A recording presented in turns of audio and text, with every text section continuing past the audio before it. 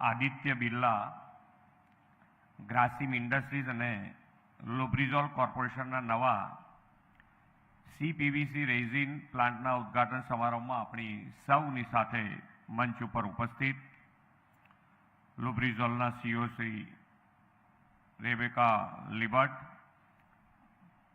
આદિત્ય બિરલા ગ્રુપના CEO શ્રી જયંત ધોબલે, મારા સાથી ધારાસભ્ય શ્રી અરુણસિંહ રાણા, જિલ્લા પંચાયતના પ્રમુખ શ્રી ડિમ્પલબેન રાજ, हमारा राज्यના मुख्य सचिव श्री मनोज कुमार दास, आमंत्रित सर्वे महानुभाव सौने मारा नमस्कार।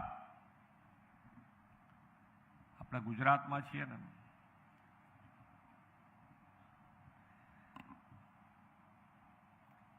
विश्व नेता ने यशस्वी वडाप्रधान श्री नरेन्द्रभाई मोदी देशનું સેવાદાયિત્વ સંભાળ્યું ત્યારથી દેશમાં વિકાસની રાજનીતિનો નવો યુગ શરૂ થયો છે। તેમના સફળ નેતૃત્વના સળંગ 12 વર્ષ પૂરા થયા છે।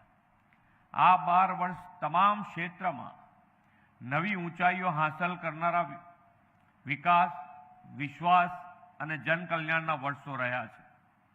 વડાપ્રધાનશ્રીને આ સફળતા માટે સમગ્ર ગુજરાત વતી ખૂબ ખૂબ અભિનંદન પાઠવું છું।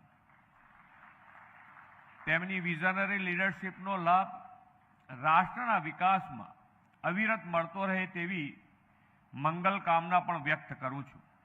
ગુજરાતને તો આદરણીય શ્રી મોદી સાહેબના નેતૃત્વ અને માર્ગદર્શનનો લાભ અઢી દાયકાથી મળતો રહ્યો છે।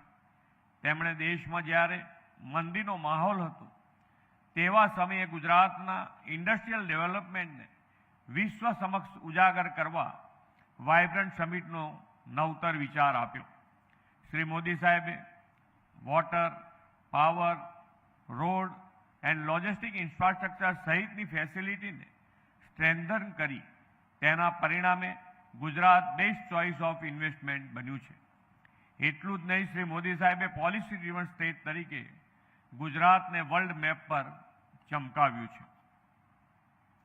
વડાપ્રધાન શ્રી નરેન્દ્રભાઈ મોદીએ ઔદ્યોગિક વિકાસની સાથે સામાજિક અને પર્યાવરણ વિકાસને પણ મહત્વ આપીને સર્વાંગી વિકાસની નેમ રાખી છે।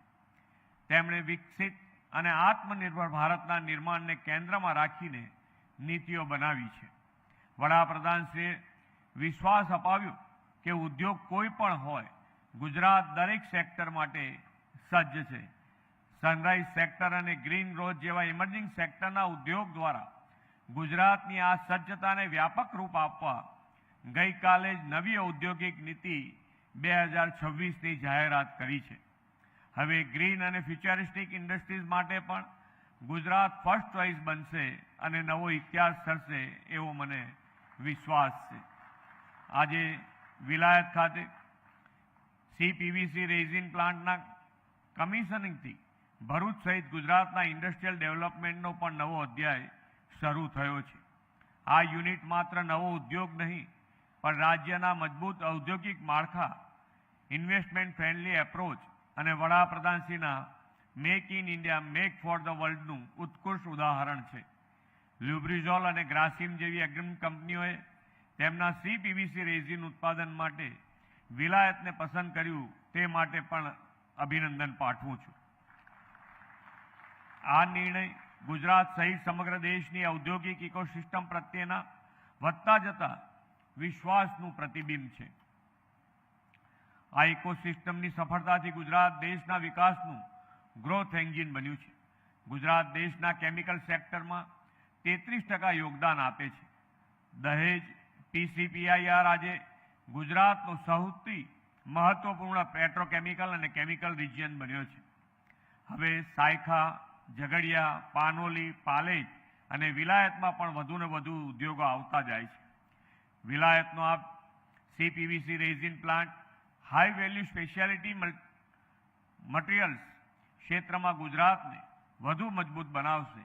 અહીં ઉત્પાદિત અદ્યતન CPVC સામગ્રી દેશના ઇન્ફ્રાસ્ટ્રક્ચર વિકાસમાં મહત્વપૂર્ણ યોગદાન આપશે। આ પ્રોજેક્ટથી રોજગારીની સાથે સ્થાનિક MSME, સપ્લાયર્સ, કોન્ટ્રાક્ટર્સ અને સમગ્ર CPVC તથા પાઇપિંગ સપ્લાય ચેઇનને પણ નવી તકો પ્રાપ્ત થશે. વડાપ્રધાનશ્રીએ પર્યાવરણ પ્રિય વિકાસનો જે ખ્યાલ આપ્યો છે તે અહીં સાકાર થયો છે. મને જણાવવામાં આવ્યું છે કે આ પ્લાન્ટમાં પર્યાવરણ પ્રત્યેની જવાબદારીને પણ સર્વોચ્ચ પ્રાથમિકતા આપવામાં આવી છે.